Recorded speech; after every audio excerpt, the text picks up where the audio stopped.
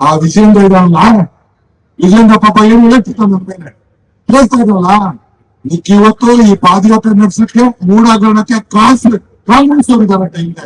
ಏ ವಿಜೇಂದ್ರ, ನಿನಗೆ ತಾಕತ್ತಿದೆ, ನಿನಗೆ ಪ್ರೇಮ ಇದೆ,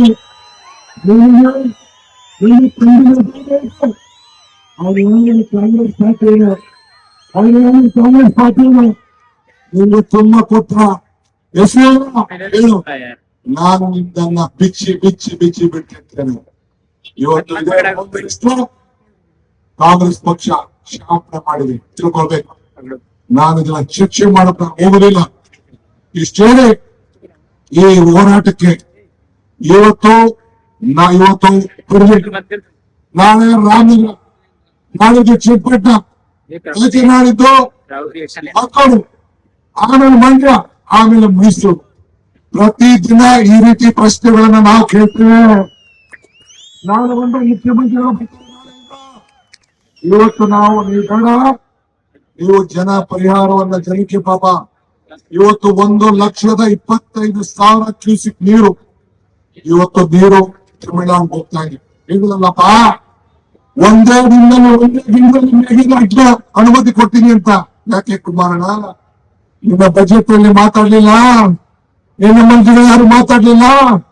ಕೇಂದ್ರ ಸರ್ಕಾರ ಕರ್ನಾಟಕ ರಾಜ್ಯಕ್ಕೆ ಇವತ್ತು ಈ ಯೋಜನೆ, ಈ ಹೋರಾಟ ಕರ್ನಾಟಕ ರಾಜ್ಯಕ್ಕೆ ಏನು ಅನ್ಯಾಯವನ್ನ ನ್ಯಾಯವನ್ನು ಕೊಡಿಸ್ಲಿಕ್ಕೋಸ್ಕರ ಡಿ.ಕೆ. ಸುರೇಶ್ ಅವರು ನಮ್ಮ ಹಕ್ಕು, ನಮ್ಮ ತೆರಿಗೆ, ನಮ್ಮ ಹಕ್ಕು ಅಂತ ಹೋರಾಟವನ್ನು ಮಾಡಿದ್ರು.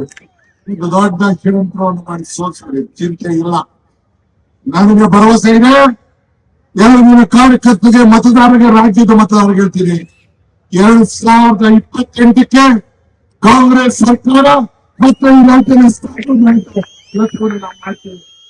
ಆ ವಿಶ್ವಾಸ ಇರಲಿ.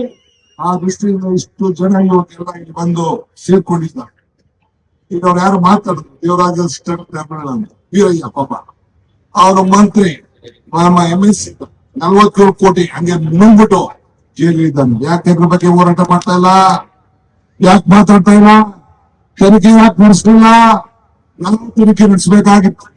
ಹಂಗೆ ದೊಡ್ಡ ಪಟ್ಟಿ ಇದೆ. ಕೃಷಿ ಮಾರುಕಟ್ಟೆ ಮಂಡಳಿ, ಯಡಿಯೂರಪ್ಪನವರು ಮುಖ್ಯಮಂತ್ರಿಗಳು ಆ ಸಿಂಡಿಕೇಟ್ ಬ್ಯಾಂಕ್ ನಿಂದ ಹೊಂಟೋಯ್ತು. ಅಕ್ರಮವಾಗಿ 87 ಕೋಟಿ ಪೊಲೀಸ್ ನಿಗಮ ಎಸ್ ಬ್ಯಾಂಕ್ ಹೊಂಟೋಯ್ತು. ಬಸವರಾಜ ಬೊಮ್ಮಾಯಿ ಮುಖ್ಯಮಂತ್ರಿಗಳು ಇದನ್ನ ಹೇಳಿ ಕರ್ನಾಟಕ ಕರಕುಶಲ ಅಭಿವೃದ್ಧಿ ನಿಗಮ 2019 SBI ಬ್ಯಾಂಕ್ ಹಂಗೆ ಫಿಕ್ಸ್ಡ್ ಡಿಪಾಸಿಟ್ ಬೇರೆ ಕಡೆ ಹೊಂಟೋಯ್ತು. ಇದಕ್ಕೆ ಉತ್ತರ ಹೇಳಿ. ಆಮೇಲೆ ಬಿಡಿ, ಮೈಸೂರ್ದು ಬಿಡಿ, ಎಲ್ಲಿ ಬೇಕಾದ್ರೂ ನಾನು ಮಾತಾಡ್ತೀನಿ. ಈಗೆಲ್ಲ ಮಾತಾಡಿದ್ರು